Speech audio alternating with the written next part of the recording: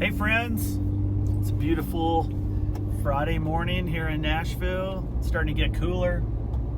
It's the best time of the year to be in Middle Tennessee. Hope everybody's doing good.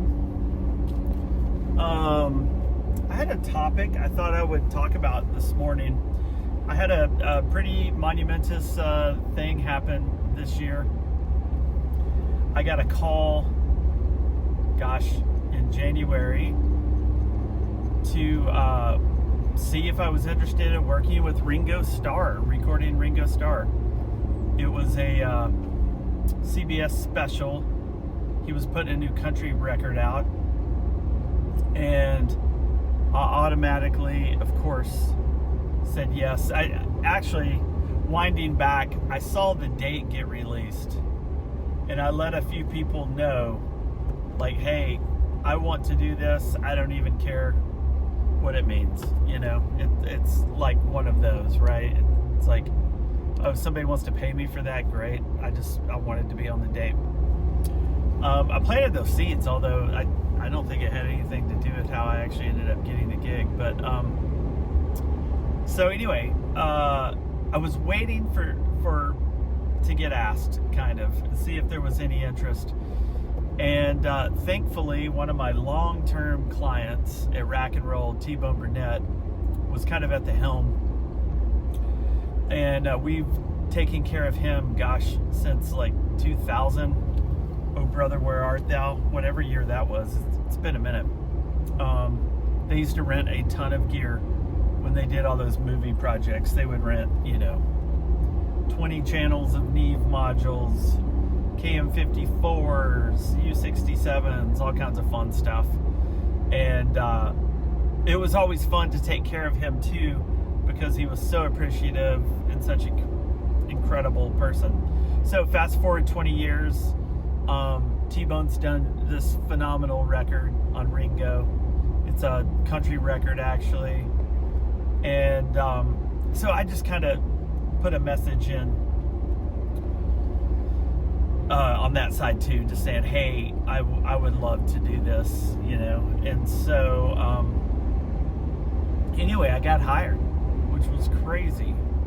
And you know what made this one extra special beyond a Beatle, obviously, which is, if that's not bucket list for most of us, I guess there's not a bucket. So anyway, get the call, obviously super excited. And I think I had about 6-8 weeks heads up, maybe, don't remember. But I immediately went into my prep, right? Like what a lot of people don't see, they certainly don't see, or maybe know, is like when I get hired to go out and do a live recording, by the time I've shown up to do said live recording, easily have, sometimes 6-8 hours of just prep. And what does that mean, right? Because I do have this systematic recording system, and sure, I could just roll it in day of show, cross my fingers and hope it works, but I don't do that. I test everything. I go through everything. I test and validate drives. It's quite a process. So with this one, I just absolutely, there could be nothing that could go wrong. And no one's holding that standard to me. I just hold myself to that standard, and I do that.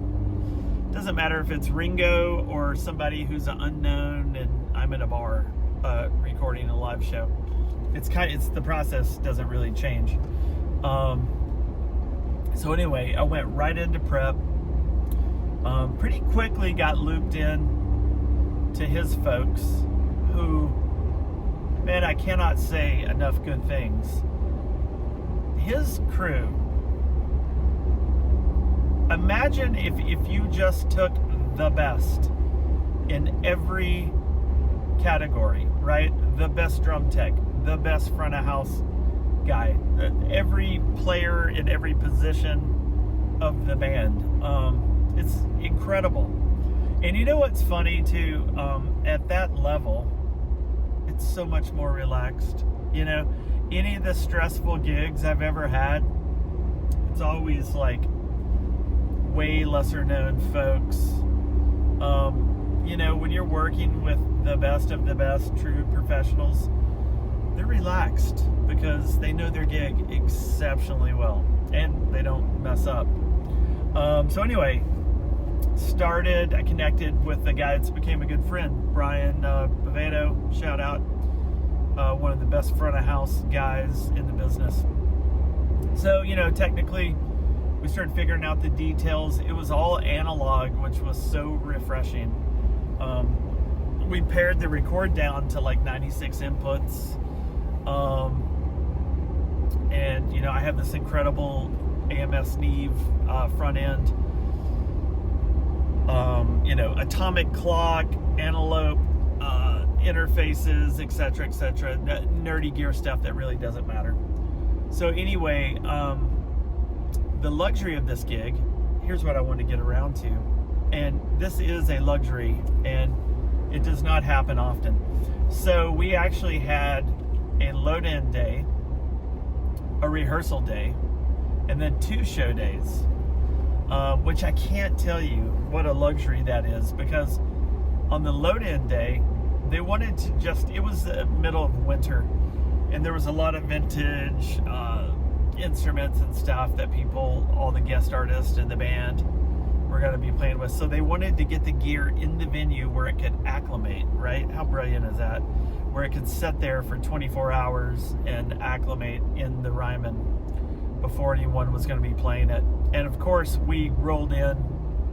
I took my friend Greg to assist me. Greg Strezik, by no means, he is not an assistant. He's a more capable engineer than me. And I'm just a fan of having people back me up that I think are better than me. The idea is if I went down, somebody as good or better than you is still standing there, right? I like that, and it's worth every penny. So anyway, of course, on load-in day, we get in and we just get everything set up. And we walked away. I think we had even heard all 96 inputs before rehearsal. So we come in the second day to rehearsal, and, you know, all we have to do that day is rehearse, right? There are no logistical things to be figured out. It's just such a gift, actually. And so all you do that day during rehearsal is try to make things better. Everything was working the load-in day. So rehearsal day just, you know, became about, is there a better DI? Can we get rid of that hum or buzz? You know, just that. And it makes it so much better having that. Brian had a Atmos mic that we landed up at the top of the Ryman. It had a Dante output, so we had to convert it to analog on the stage side, but it was no big deal. So many professionals running around, it just happened.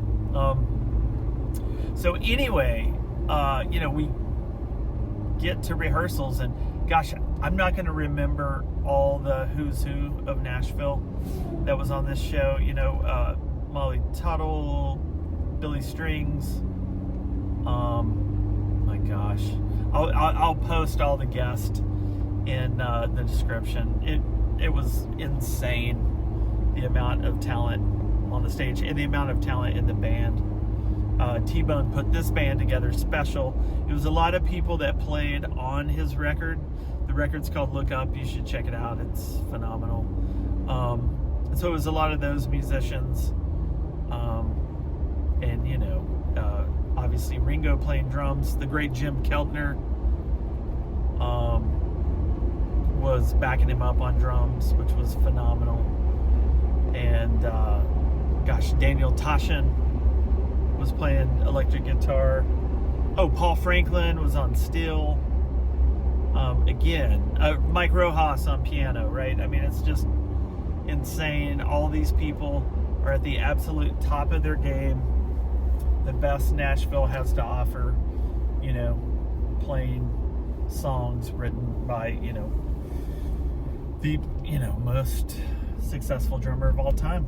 So anyway, the rehearsal was a pleasure, and T-Bone was on site, Ringo was on site. They had already been rehearsing for a few days, and man, it went great. It was unbelievable. And so, we go into the first day, the first show day, which I don't even think we went in until like 3 o'clock. It was incredible. Oh yeah, and I found this interesting too. So the rehearsal day, Ringo walks in, no security detail. There was someone there, and definitely he was taken care of. I don't mean to say that. He was very taken care of. What I do mean is I've worked with up and coming artists where you would have thought Elvis Presley walked in the building when they got there, which felt very unnecessary. And then to see a Beatle walk in the hallways of the Ryman just with his wife and a tour manager was so refreshing, engaging to anyone that wanted to engage him. It's fantastic. And then, my big takeaway, because I've had so many friends and people ask your takeaway of what this was like. My biggest takeaway of watching this man, I think he's 82 years old. No, he's maybe 84. I don't know. I'm not good with ages. But the biggest thing I noticed is his resting position when he's talking is back fully straight and bouncing on his heels. Just full of life, full of energy, and it really is interesting when you live a large period of your life clean.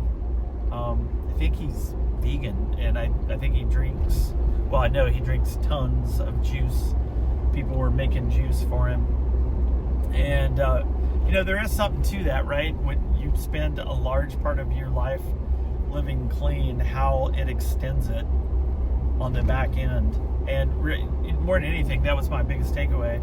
And then once he started playing drums, I'm 52, so if I'm being honest, I grew up influenced by music that was influenced by the Beatles. I didn't have a mom and dad in my house jamming the Beatles down my throat. It just didn't happen. Later when I joined my band, my buddy's dad was a big Beatles fan, and I think he made us play a couple Beatles songs. But I certainly came to it in my, probably mid-20s, and like everyone, have a full appreciation and revere those songs. They're the great songbook. So anyway, first show day comes. It was so good. People were still, the band was still trying to kind of find their feet, their legs, if you will, on these songs, because a lot of these songs hadn't been performed before. They played some of his early solo catalog, which I wasn't familiar with, but man, phenomenal. And then a lot of his new record, and a couple cover tunes. Of course they did, with a little help from my friends, which actually is on the streaming platforms. I believe it's like Ringo and Friends, with a little help from my friends, and proceeds from that, I believe, went to the Malibu fires. So again, how cool is that all of us on the recording team, we have a recording credit for a Beatle. Unbelievable. But anyway, the shows went great, and then night 2, as it does, it just elevated, right? Everybody knew they had one in the can, and I feel like, usually most people relax when the pressure is kind of off, right? You've got one, it's good. And obviously night 2 just even got better. And oh yeah, I did an interesting thing on this one.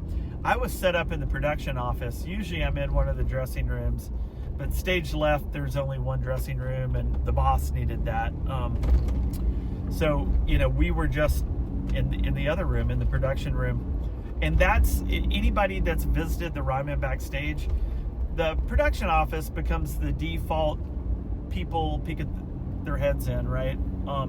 And so I told one of the guys on my team, I said, hey, let's fill this room up with chairs, and I want everything facing, all the chairs facing the hallway.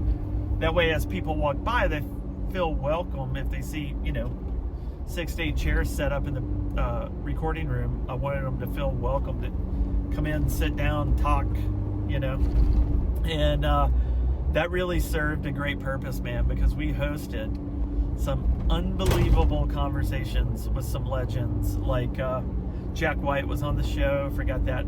So he came in, sat down, and the great Paul Franklin, who, arguably is the best steel guitar player of all time, phenomenal guy.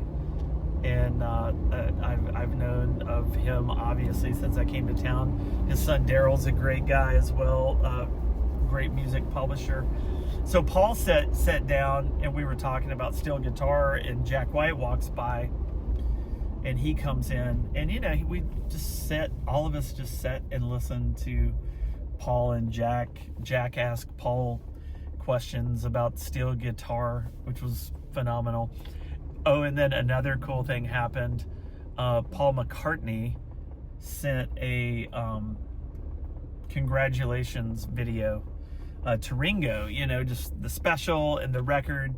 And the assistant was in the hallway, and when you hear Paul McCartney's voice, you become really interested. So a few of us stepped out there and we watched this great congratulatory video from his buddy and bandmate. And I don't know that got broadcast in the Ryman. I don't know that it's actually in the special. So how cool is it that I got to kind of see that, and just kind of get a sense of the people in his life and the people around him. And man, I gotta say, just all fine folks. It was a tremendous once in a lifetime experience. I feel like I would be selfish to expect anything to trump that, magical. Oh, my big takeaway, and most of you guys already know this, especially my musicians. Ringo is a for real drummer. I mean, and I say that because I think many of us that grew up in the 80s, and maybe we as drummers, we weren't focused on the song, we were focused on flash. I think there's a generation of us that were pretty dismissive of his drumming abilities and probably didn't appreciate it till we got older, being able to play for the song. But y'all, I'm saying another level of that. This man had snap and fire, and forgive me for forgetting his drum tech, but I can't imagine there's a better. We went to dinner, Brian, front of house Brian, and this drum tech whose name is escaping me. We went and had sushi one night and just geeked out, talked drums. Of course, I used to play drums, and I always loved geeking out with the drummer or the tech. And I've never heard new Ludwig maple drums sound like that. It's incredible. And then, the boss sat down, played 5 or 6 songs along with Jim Keltner, which, anyone that knows who Jim Keltner is, completely different drummer. And Ringo said multiple times it's his favorite drummer of all time. Keltner's got that famous lazy pocket that is just so thick and heavy. And Ringo doesn't play like that. He's very on it and right in the pocket. So it was really cool getting to hear both of them double drum. And the great Mike Rojas again on piano. And gigs like this, you know what it means to everyone on stage. And I started doing a cool thing.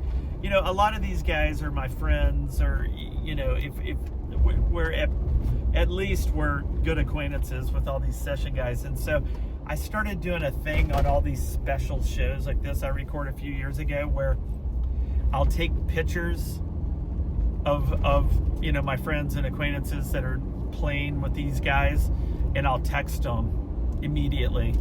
And the thought there is, I want to be the friend that I wish I had in those moments, right? Like if I were in a moment or a conversation with one of my heroes, God, what would a picture mean? And so I've been purposefully doing that now for the last couple of years, and it's so much fun. And the messages you get back later, like, oh my gosh, thank you so much. Because most of us we don't ask for pictures. I mean, most of us that have been doing this for a long time, you don't. I'm certainly not that guy. I don't have pictures. I have a few. So anyway, I did get a good one on this one though. T-Bone came in.